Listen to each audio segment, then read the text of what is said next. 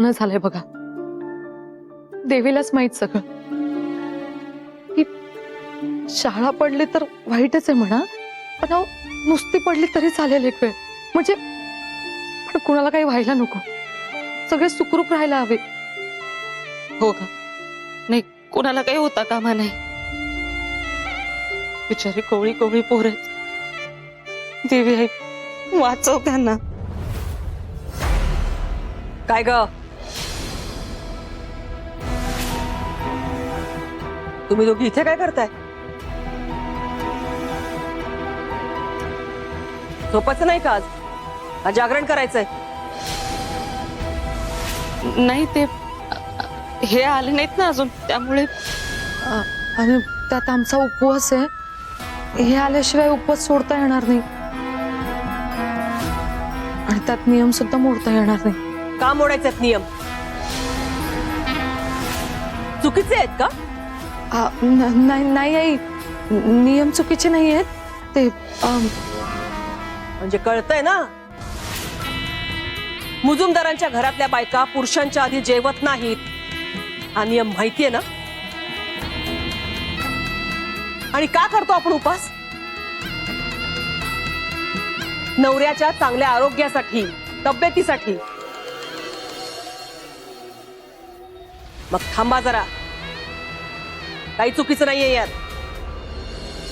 तुमचं बरं आहे, तुम्ही सुटलात लवकर नियमातून.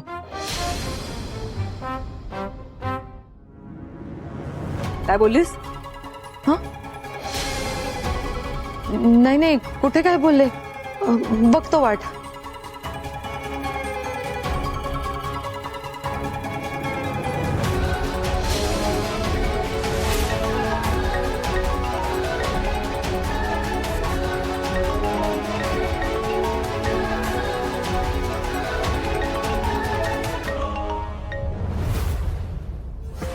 हॅलो नाना. हॅलो आई सर. बोला ना. कुठे आहात तुम्ही? म्हणजे पोचलात ना इराच्या घरी? इरा भेटली आणि दया. बोला ना लवकर, पोचलात ना तुम्ही? अहो आई सर, एक प्रॉब्लेम झालाय. प्रॉब्लेम? आता काय प्रॉब्लेम झालाय? या अडचणीतनं बाहेर पडते की नाही मी? की धैर्याला इराला आणायचंच नाहीये? नाना, नाना काय झाले सांगणार का लवकर? अहो तसं नाही, ते भाऊंची शाळा पडली, धाकलं मालक 6वीला वाचवायला गेलो होते म्हणून गेलो नाही तिकडे. काय? धैर्य आणि 6वीला वाचवायला? तुम्हाला हे सगळं मला आधी नाही का सांगता आलं? धैर्याला फोन द्या, मला बोलायचं त्याच्याशी. नाही, तुम्ही धाकल्या मालकांची काळजी करू नका, ठीक आहेत ते. मी तुम्हाला बोलले त्याच्याकडे फोन द्या, मला बोलायचं त्याच्याशी. थांबा, देतो, थांबा.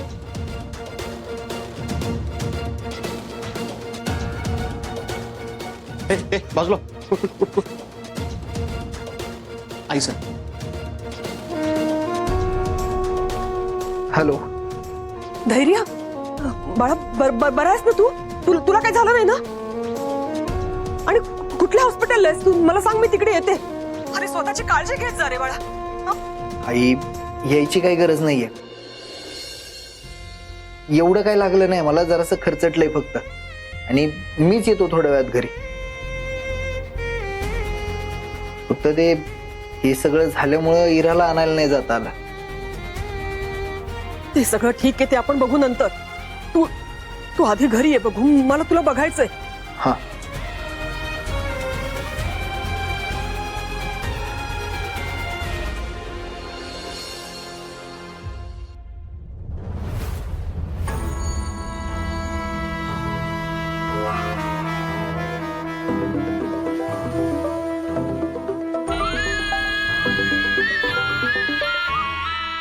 हा, बोलतोय. हा, दया, अरे काय झालं माहिती का?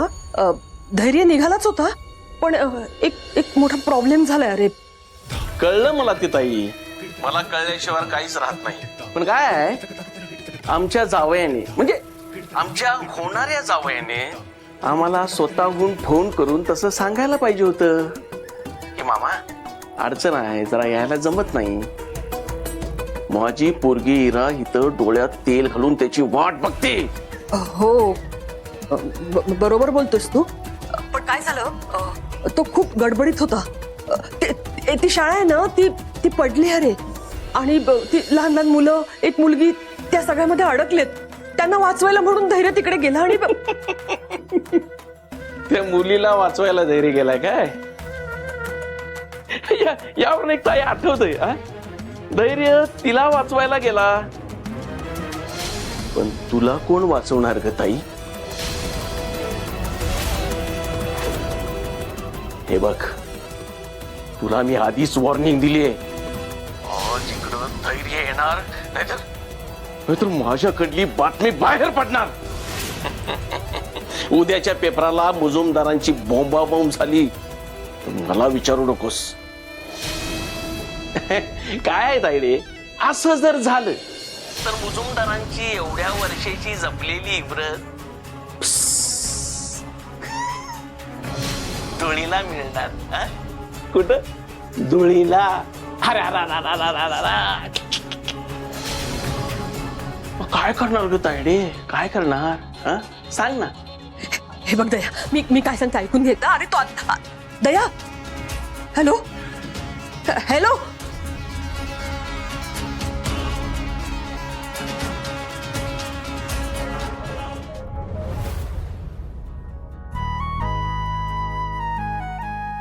तू वॉर्ड मध्ये जाऊन आराम कर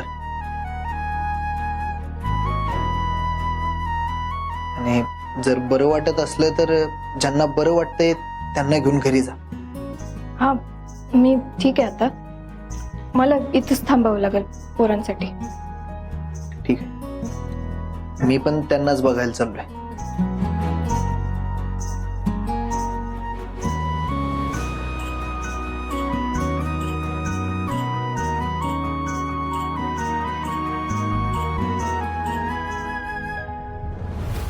बाबा, काय ग बेटा? बाबा, काय झालं? काय बाबा, बोल ना. का? बाबा धैर्य कुठे राहिलेत? किती वाजलेत? अजून आले नाहीत. निघालेत ना ते? कुठे आहे? अगं शांत हो, शांत हो. कुठली तरी शाळा पडली आहे. धैर्य तिथे एका मुलीला वाचवायला गेली होती. काय? धैर्य नव्हते ना शाळेत? त्यांना काही झालं नाही ना? इरा, कुठे? बोला ना तुम्ही. इरा शांत हो. इरा शांत हो. हे बघ, तू त्यांची जास्त वाट पाहू नकोस. चला आपण सगळे जेवून घेऊया. चला चल ग.